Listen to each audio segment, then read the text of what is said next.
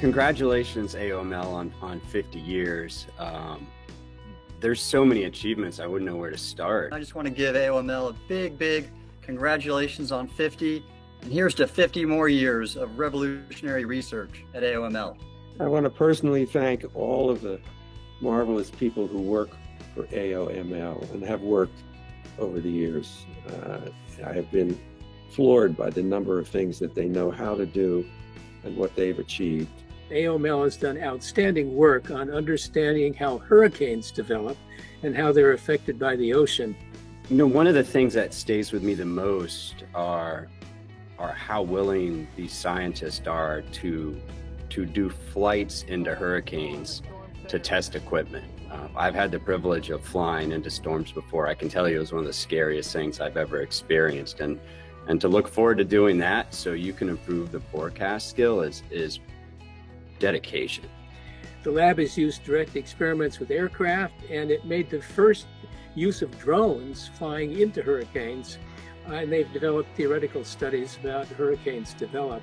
This cone of uncertainty that you see on the nightly news about where we expect hurricanes to go, that's a result of the work that AOML does. In fact, the research that AOML has done in the Hurricane Research Division, it kind of culminated in 2018 when Axios had an article that was titled, "NOAA's forecast for Hurricane Florence was insanely accurate," quote.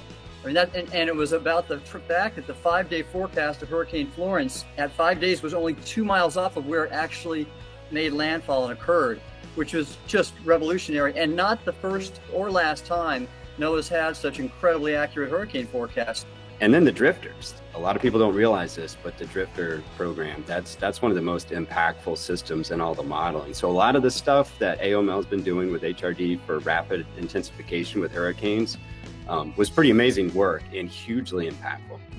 If you look beyond hurricanes, one of the really important things that AOML has done is do research and try to understand better coastal ecosystems and, in fact, the restoration of the Everglades.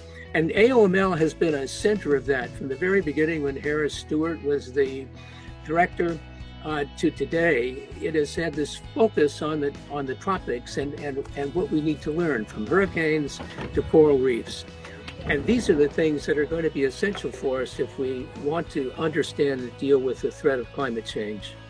Then AOML has done very important work on the Gulf Stream, understanding the variability of the Gulf Stream and its influence on climate, and then also the Atlantic overturning currents that have an important role in climate change. Well, one of the things I thought was fascinating was their effort to map the microbiome and advance this field of microbiology called omics. And it was so new and interesting to me with the advances in next generation gene sequencing and applications like environmental DNA that, again, I made that a top priority for NOAA's Science Council, and we advanced a NOAA omics strategy and a strategic plan, all because of what I witnessed at AOML.